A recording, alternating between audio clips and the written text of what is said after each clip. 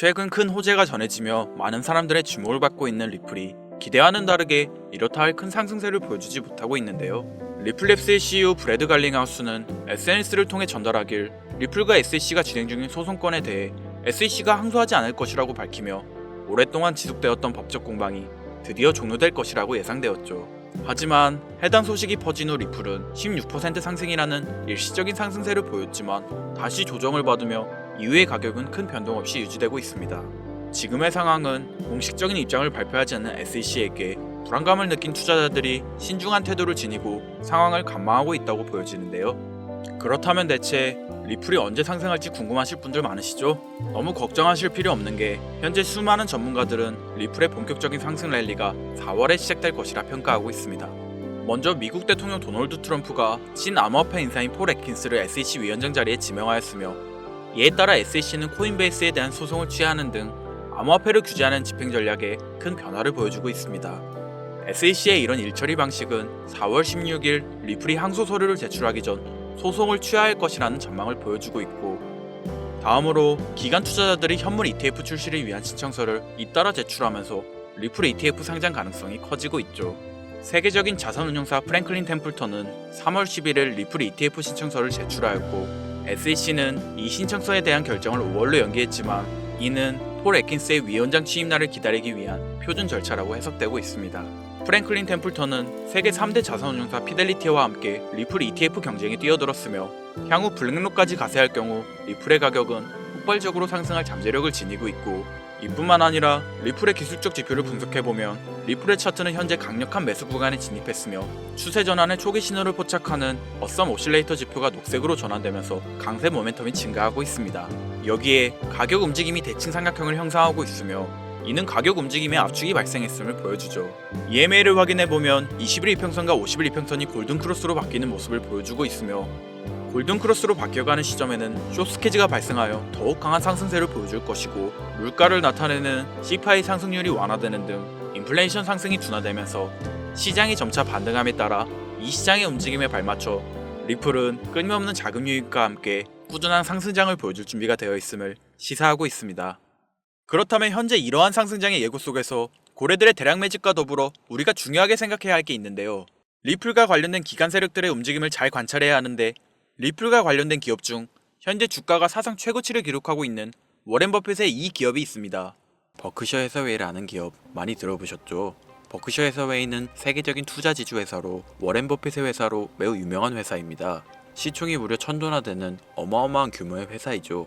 이런 버크셔 해서웨이가 가지고 있는 대표적인 회사, 어떤 회사가 있을까요? 그 중 하나가 바로 아메리칸 익스프레스입니다. 아실 분들은 아시겠지만 아메리칸 익스프레스는 신용카드사와 은행업을 중심으로 한 미국에서 가장 큰 규모의 회사 중 하나이자 금융업의 대표 주자이죠. 그리고 특징은 아메리칸 익스프레스는 워렌 버핏의 버크셔 해서웨이가 최대 주주로서 무려 20%가 넘는 지분을 보유하고 있죠. 쉽게 생각하면 워렌 버핏의 회사인 버크셔 해서웨이가 아메리칸 익스프레스를 소유하고 있다라고 생각하면 되겠죠. 또한 뱅가드 그룹이 6.3%, 블랙록이 6.1%를 보유하고 있는 전망이 좋은 기업이라는 겁니다. 이런 아메리칸 익스프레스는 리플의 핵심 파트너입니다. 심지어 작년 8월에도 아메리칸 익스프레스는 송금을 위해 리플을 채택했다는 걸 알 수 있죠. 이 말은 워렌 버핏의 회사인 버크셔 해서웨이가 소유하고 있는 아메리칸 익스프레스에서 리플과 협업을 하고 있다는 말입니다. 워렌 버핏과 리플이 밀접한 관계가 있다는 뜻 아닐까요? 리플은 기본적으로 스위프트 때문에 만들어진 코인이죠. 여기서 스위프트가 무엇이냐? 스위프트는 서로 다른 국가에서 무역을 할 때 사용되는 화폐가 다르기에 기준을 만들어서 국제 무역을 진행하는 것이 스위프트입니다. 하지만 여기서 발생하는 수수료가 무려 20%나 되죠. 즉 너무 비싼 금액이죠. 그래서 이런 문제를 해결하고자 만들어진 것이 바로 리플 코인이라는 겁니다. 또한 리플은 ODL 시스템을 가지고 있어 단 몇 초 만에 전 세계 어디든 바로 송금을 할 수 있는 기술력 또한 보유하고 있죠. 수수료와 속도, 이 두 가지를 모두 잡을 수 있다는 겁니다. 그런데 지금 이 기술력을 미국이 질투하고 있다는 거죠. 그럼 여기서 생각을 해볼게요. 전 세계 최대 강국이 어디죠? 네, 미국이죠. 미국은 우스갯소리로 미국과 나머지 전 세계들의 국가들이 전쟁을 펼쳐도 미국이 밀리지 않을 거라는 이야기가 있을 정도의 강대국입니다. 단적인 예로 미국의 2022년 국방비 순위를 보시면 미국의 국방비 금액이 2위인 국가부터 10위인 국가인 국방비를 합친 것보다 무려 23%나 많은 금액을 국방비로 쓰고 있다는 겁니다.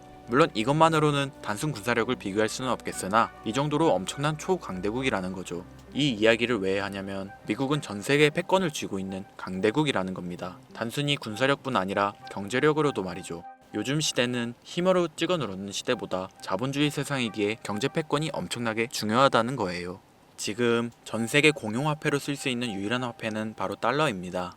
하지만 이제는 세상이 많이 바뀌었어요. 언제부턴가 현물화폐보다 편리하고 안전하며 유동성마저도 뛰어난 암호화폐가 탄생을 하고 말았죠. 이 암호화폐가 탄생을 하고 오랜 시간이 지나지 않아 달러의 패권이 달러의 입지가 조금씩 흔들리기 시작했고 지금은 수많은 암호화폐들이 달러의 자리를 위협하고 있는 상황입니다. 앞으로 암호화폐가 달러를 잡아먹게 된다면 미래의 미국은 전 세계의 경제 패권을 줄 수가 없게 되죠. 그래서 어떻게 하고 있죠? CBDC, 센트럴 뱅크 디지털 커런시, 즉 중앙은행 디지털 화폐. 미국에선 이 CBDC를 이용해서 달러를 디지털화시킬 계획을 가지고 나왔다는 거죠.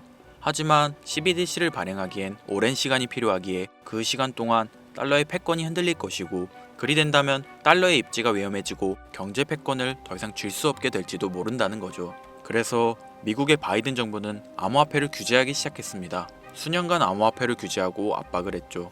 하지만 이제는 그게 더 이상 불가능해졌다는 거예요. 세상이 달라졌다는 거죠. 그리고 그걸 알고 있고 세상의 흐름을 읽고 있는 트럼프는 비트코인 컨퍼런스에서 암호화폐 대통령이 되겠다라며 자신있게 외쳤던 것이죠. 그리고 그가 당선된 이후 정말로 친암호화폐 정책을 펼쳐나가기 시작했죠. 이미 뛰어난 사업가였던 그가 이 흐름을 놓칠 이유가 전혀 없다는 겁니다. 자, 그렇다면 앞으로 리플의 행보 어떻게 될 것 같으신가요? 정확히 잘 모르시겠죠? 그래서 제가 그에 대한 답변으로 엄청난 자료를 찾아왔습니다. 이 정보는 제가 우연히 발견한 정보인데요. CBDC를 위해 기반으로 삼을 가교통화 코인의 적합성 및 미 연방지구별 논의사항을 보여주는 자료입니다. 여기에 보시면 보스톤, 뉴욕, 필라델피아, 애틀랜타, 시카고 등등등 수많은 미국 지역들의 통합 예측 자료가 나오고 있죠. 여기에서 아래로 쭉 내려보면 크로스링키드, 즉 가교통화로서의 적합성을 보여주는 표가 있습니다. 대부분의 코인들이 부적합이라고 나와 있습니다. 하지만 여기 리플과 시바이누가 보류라고 표기되어 있는 걸 확인할 수 있었습니다. 뭐 그럴 수 있어요. 리플은 법적 공방이 남아있고 시바이누는 탈중앙화를 목적으로 나온 코인이다 보니 어찌 보면 CBDC와는 어울리지 않을 수 있죠. 하지만 다르게 생각해보면 두 코인 모두 세계 어디든 자유롭게 금융 서비스를 제공받을 수 있다 보니 이보다 더 뛰어나고 자유로운 가교통화가 있을 수 있을까? 라는 생각도 들긴 했죠. 그런데 여기서 저는 충격적인 내용을 확인할 수 있었어요. 여기 보이시나요? 시바이누조차 보류로 나와 있는데 이 생소한 코인이 적합이라고 나와 있었습니다. 진짜 너무 생소한 코인이었어요. 그래서 이 코인의 정보를 좀 찾아봤는데 정말 신기할 정도로 정보가 없었습니다. 그런데 바이낸스에는 이 코인이 상장이 되어 있더라고요. 그래서 저는 의구심이 들었습니다. 전 세계 은행을 이을 수 있는 가교통화 자리에 아무도 모르는 코인이, 그것도 정보도 별로 없는 코인이 리플과 시바이누보다 높은 자리를 선점하고 있다? 그리고 신기할 정도로 정보가 완벽하게 통제가 되어 있다? 아무리 봐도 너무 이상해서 곰곰이 생각을 해보다 얼마 전에 있었던 미국 대선이 떠올라서 혹시 트럼프 당선에 이목이 쏠려있을 때를 노려 4분기에 이 코인을 가교통화로서 밀어주려는 건가? 라는 생각이 확 들더라고요. 그래서 바로 국내 거래소 중 가장 거대한 거래소인 업비트를 확인해 봤는데 놀랍게도 올해 이미 상장이 되어 있었습니다. 그뿐이 아니었죠. 일본의 비트플라이어, 중국의 후오비, 미국의 코인베이스, 유럽의 비트스탬프, 인도의 와지렉스, 두바이의 바이비트 등 전 세계에서 내놓아야 할 가상화폐 거래소에 모두 4분기 상장 예정인 코인으로 올라와 있었습니다. 이제 이해가 되기 시작했죠. 이 코인을 말미삼아 미국이 다시 한번 전 세계 경제 패권을 쥐려고 하고 있는 것 같습니다. 제가 그래서 이 코인을 구독자님들에게 공유해 드리려고 영상을 촬영해서 올렸는데 이게 유튜브 측에서 자체적으로 막아버리더라고요. 아무래도 미국 대선과 관련해 있는 코인이다 보니 유튜브 측에서 자체 필터링이 되는 것 같아요. 벌써 2번이나 경고 먹었어요. 한 번만 더 경고 먹으면 더 이상 구독자님들께 좋은 영상을 제공해 드릴 수가 없어서 어쩔 수 없이 상단부에 있는 제 개인 번호 010-8056-5800, 010-8056-5800 이 번호로 코인이라고 적어서 문자 보내주시는 분들에게 해당 코인 정보를 제공해 드리려고 합니다. 구독자님이신 걸 확인하는 즉시 해당 코인에 대한 정보 바로 제공해 드리도록 하겠습니다. 요즘 저를 사칭해서 정보를 팔아먹으려고 하는 악질업자들이 너무나도 많이 늘어나고 있습니다. 제보가 진짜 빗발치고 있어요. 다시 한번 말씀드리지만 저는 절대로 금전을 요구하거나 멤버십 가입 유도 및 개인정보 등을 요청하지 않습니다. 그런 사칭범들이 워낙 많아 문자 보내주시는 분들 한 분 한 분 제 구독자님이신지 확인 후 공유해드리다 보니 약간의 시간이 소요가 된다는 점 다시 한번 양해 부탁드립니다. 저는 많은 거 안 바래요. 오로지 제 채널을 키우기 위해서 제 영상을 보시고 제 채널 구독, 좋아요, 알림 설정 그리고 댓글 정도 남겨주시면 저는 그걸로 만족합니다. 그러니 이것 외에 요청하는 게 있다면 제가 아니라 사칭이니 조심하세요. 앞으로 더 좋은 영상, 더욱 도움이 되는 정보로 다시 찾아뵙겠습니다. 오늘 하루도 고생하셨습니다. 김선우입니다. 감사합니다.